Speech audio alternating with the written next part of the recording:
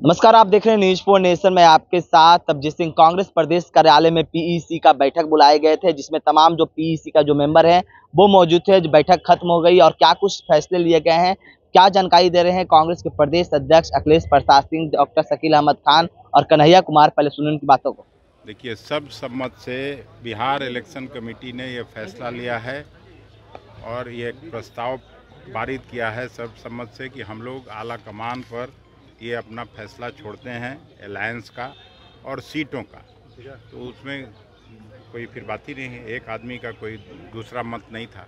कितने सीटों पर तैयारी है सर कांग्रेस की बिहार में? ऐसे तो 40 सीट पर हम लोगों ने तैयारी किया है, लेकिन अलायंस है, जहाँ जो जिसको जिस सिंबल पर मिलेगा सब पर कांग्रेस पार्टी मदद करेगी। लगता है कि जो डिमांड है आप लोग का उस पर गठबंधन काम करेगी, क्योंकि राजद की तरफ से ये सोच खबर चल रही है कि ज़्यादा सीट नहीं देने जा रही है। अब ये तो आपसे मुझको खबर मिल रही है, हमको तो ऐसा कोई सूचना नहीं है। क्या डिमांड है वही? अरे भाई, पिछला बार 10 सीट लड़े थे,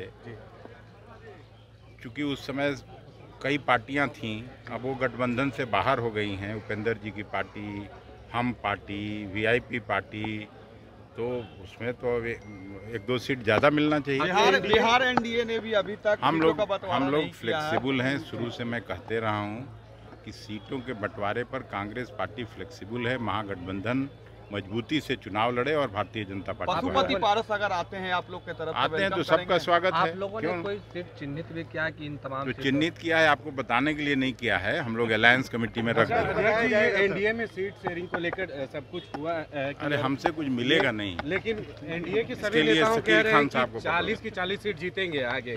40 की 40 सीट इस बार जीतेंगे, दावा भी कर रहे नीतीश कुमार के नेतृत्व में एनडीए के सभी नेता। एक पहले सीरियल चलता था मुंगेरी लाल का हसीन सपना, जो भी इस तरह का बात कर रहा है बिहार में, तो वो मुंगेरी लाल का हसीन सपना। जो प्रदेश इलेक्शन कमेटी है उसने 1 लाइन प्रपोजल पास किया है कि ये लोकसभा चुनाव है, लोकसभा चुनाव में सीटों की संख्या क्या होगी, कौन कौन सा सीट होगा और प्रत्याशी कौन होगी, ये सारा निर्णय जो है वो हमारे राष्ट्रीय नेतृत्व अधिकृत कर दिया गया है शीर्ष नेतृत्व को। कांग्रेस पार्टी के जो शीर्ष नेतृत्व है मल्लिकार्जुन खड़गे जी को, सोनिया जी को, राहुल जी को, के गठबंधन से लड़ने वाले लोग, इन तमाम लोगों का फाइनलिटी जो होगा इसका, उसकी जाहिर सी बात है चर्चा की एक प्रक्रिया होती है, ये फैसला वो करेंगे। कितने सीटों पर सहमति आप लोग? नहीं, वो उस पर कोई चर्चा नहीं है, हम लोगों ने अधिकृत कर दिया। चलिए घर चलिए। पिछले ज्यादा लड़ेंगे। हाँ, आप मिलिए जी। पिछले सीट जितना मिले तो उससे ज्यादा लड़ेंगे इस बार कह रहे हैं आप? नहीं, ख्वाहिशें तो रहती ही हैं।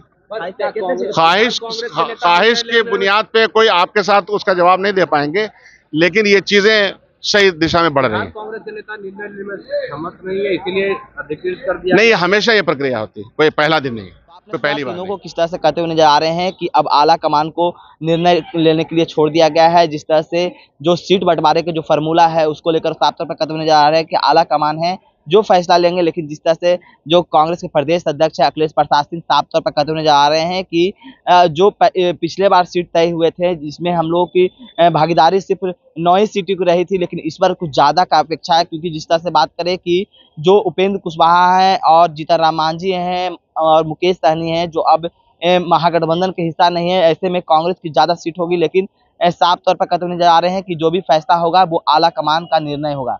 इस तमाम खबर न्यूज़ 4 के साथ नमस्कार।